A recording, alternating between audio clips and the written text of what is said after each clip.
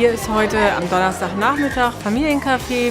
Es kommen Familien aus der Kita, also Eltern, die ihre Kinder hier abholen. Es kommen Familien aus der Umgebung.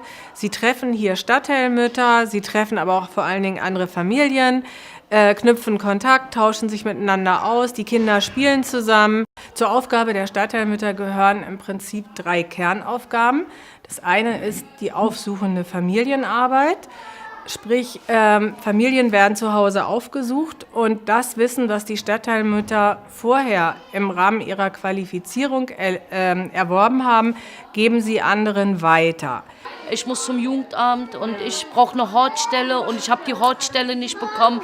Und was muss ich machen, dass ich eine Hortstelle bekomme? Mein Kind kann nicht so gut Deutsch sprechen und ich kann auch nicht so gut Deutsch. Und ich kann die Schularbeit mit meinen Kindern nicht machen. Und es wäre gut, wenn die in den Hort gehen und da wird denen geholfen. Dann gehe ich mit denen mit und sage, ja, zu Hause ist keiner da, der mit den Schularbeiten macht und Deutsch spricht. Und das Kind kann nicht so gut Deutsch sprechen. Es wäre angebracht, wenn die Hortstelle bewilligt wird. Und dann kriegen sie das bewilligt und dann bedanken sie sich natürlich. Gut, dass du da warst und ich wusste das nicht. Dann gehört dazu die Arbeit in Familientreffs, in Kitas und Grundschulen. Jede Woche, Mittwoch und Donnerstag, wir kommen zu dieser Schule. Wir kommen zur Bücherei und wir lesen türkische Kinder türkische Bücher vor.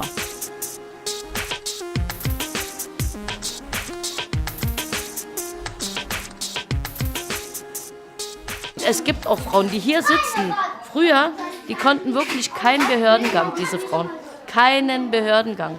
Jetzt machen sie alles mit. Die kommen zum Familienzentrum, die gehen mit ihren Kindern zum Sport, die gehen mit ihren Kindern zum Elternabend. Es hat schon sehr viel gebracht. Wir befinden uns hier in einer Region, in Kreuzberg, das ist der Sozialraum 1. Hier wohnen sehr viele Familien, die von Arbeitslosengeld II leben, deren Eltern, also wo die Eltern keinen Schulabschluss haben, damit oft auch keinen Berufsabschluss, arbeitslos sind, etc. Dann gibt es jährlich stattfindende Schuleingangsuntersuchungen und die haben bis heute im Prinzip immer wieder sehr eklatant auffallend schlechte Ergebnisse gezeigt.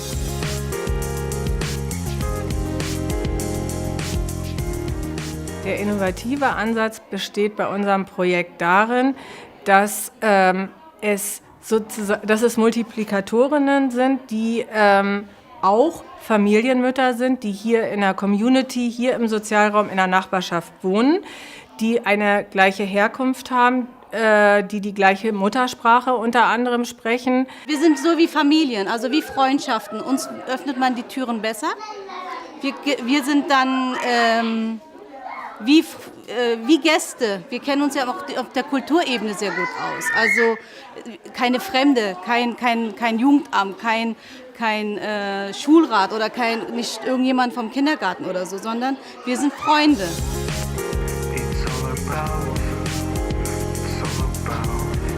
Wir haben das Projekt 2007 gestartet, war es so, dass im Jugendamt selber ein Wechsel stattgefunden hat und dort auch darüber nachgedacht wurde, wie kann man eigentlich Familien von Anfang an besser unterstützen.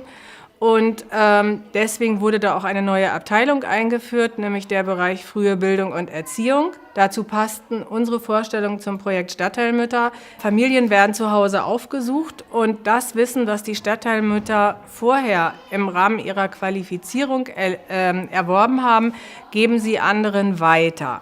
Ich habe selber 3 Kinder und habe dadurch, was ich hier gelernt habe, habe ich umgesetzt bei meinen Kindern. Ich dachte, ich kann sehr gut alles, aber seitdem ich diese Arbeit mache, kann ich es sehr gut bei meinen Kindern umsetzen. Wir sprechen ja hier nicht von professionellen Frauen, die aufgrund ihres Berufes in diese Arbeit reingekommen sind, sondern wir sprechen ja von Frauen, die in der Regel arbeitslos waren, selber arbeitslos waren. Also die arbeiten 30 Stunden in der Woche und kriegen eine Aufwandsentschädigung in Höhe von 180 € dafür im Monat. Wünschenswert wäre, dass die Stadtteilmütter tatsächlich sowas wie eine geringfügige Beschäftigung bekommen. Das wäre eine wirkliche Anerkennung oder sogar halbe Stellen. Also das Problem ist, und das muss man auch so ganz klar sagen, die Frauen sind abhängig vom Jobcenter. Also ich mache die Arbeit sehr gerne. Ich bin nur traurig, dass wir gar nicht bezahlt werden und die Arbeit wird gar nicht wertgeschätzt. Ja, ich mache das seit 8 Jahren. Man sagt immer, du bist die berühmteste Stadtteilmutter hier in Kreuzberg. Die sagen mir alles Lob hin und her, aber ich habe nicht viel davon.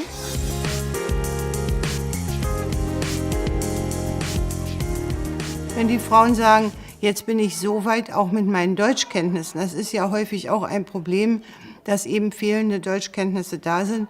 Ich traue mir zu, ich habe den Hauptschulabschluss, ich habe hier bei euch gelernt, Struktur in mein Leben zu bekommen. Ich habe gelernt, wie kann ich mit anderen umgehen. Ich würde gerne Sozialassistentin machen. Wir haben über EU-Förderung in diesem Projekt hier ein Modul entwickelt, interkulturelle Familienbegleitung. Die haben wir angedockt an die Ausbildung zur Sozialassistentin und die wird über das Jobcenter als Bildungsgutschein finanziert. Und dann haben wir inzwischen auch Frauen, die tatsächlich über Berufsbegleitung, also die berufsbegleitende Erzieherausbildung, auch die Erzieherausbildung angefangen haben und noch dabei sind. Und dann ist der Anteil, die eben weitermachen, die gesagt haben, wir möchten auf jeden Fall die mittlere Reife oder mittleren Schulabschluss machen und zur Erzieherausbildung. Die Aussichten, die Frauen auf den ersten Arbeitsmarkt zu bekommen, in dem Fall sind sie sehr, sehr gut. Begonnen haben die Stadtteilmütter mit ihrer Arbeit in Neukölln, im Diakonischen Werk Neukölln damals. Und wir sind die Zweiten als Diakonisches Werk Stadtmitte, haben die Stadtteilmütter mit aufgenommen, sozusagen als eines unserer Projekte. Es gibt auch Stadtteilmütter in Charlottenburg-Wilmersdorf inzwischen, es gibt Stadtteilmütter in Steglitz-Zehlendorf, die sind alle in der Diakonie verankert. Also das ist schon so, wir kennen uns untereinander, wir haben miteinander Kontakt und wenn dann Frau Rehlinger von Neukölln über ihre Stadtteilmütter erzählt hat und Frau Koch ist ihre eigentliche Kollegin in anderen Fällen und dann geht es so, also das könnten wir doch eigentlich auch machen und wäre doch nicht schlecht. Die treibende Kraft war eigentlich Frau Rehlinger in Neukölln, die hat das initiiert im Rollbergviertel und hat sich jetzt eigendynamisch gelöst. Ich weiß, dass es das in Kopenhagen gibt. Ich weiß, dass es das in Frankreich gibt, in Paris. Und so sind wir auch immer schon von anderen Gruppen hier besucht worden. Erstmal auf der Stufe, dass es informell, dass die Information informell weitergegeben wird, auch unsere Kontakte informell sind. Aber man kann sagen, überwiegend auch da über diakonische Werke in anderen Städten. Also auch da gibt es natürlich Verbindungen. Unsere Kollegen dort, aber die Idee Stadtteilmütter entwickelt. Also die kam dann nicht aus Rotterdam, sondern es waren andere Impulse, ähnliche Projekte vielleicht, aber das Projekt der Stadtteilmütter selber wurde in Neukölln dann quasi angefangen. Die Finanzierung der Stadtteilmütter in den Bezirken ist sehr unterschiedlich. Also die sind sehr unterschiedlich. Wir zum Beispiel werden sehr gefördert über unser Jugendamt. Wir haben Verträge, um die Koordination der Stadtteilmütter eben auch finanzieren zu können. Jede Kommune in Berlin ist ja mit einer kleinen Selbstständigkeit behaftet. Also die kriegen ja Senatsgelder bekannterweise und können schon ein wenig Prioritäten setzen, wo sie ihre Arbeitsschwerpunkte machen. Friedrichshain-Kreuzberg hat sie in die frühe Bildung gesetzt. Neukölln macht es nicht über Jugend, macht es über den Bürgermeister.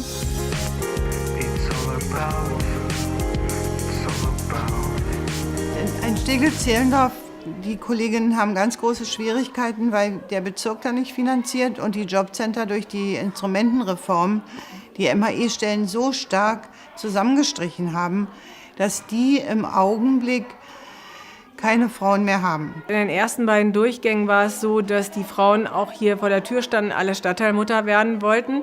Das ist inzwischen ein bisschen zurückgegangen, weil sich natürlich auch herumgesprochen hat, welche Perspektiven hat man.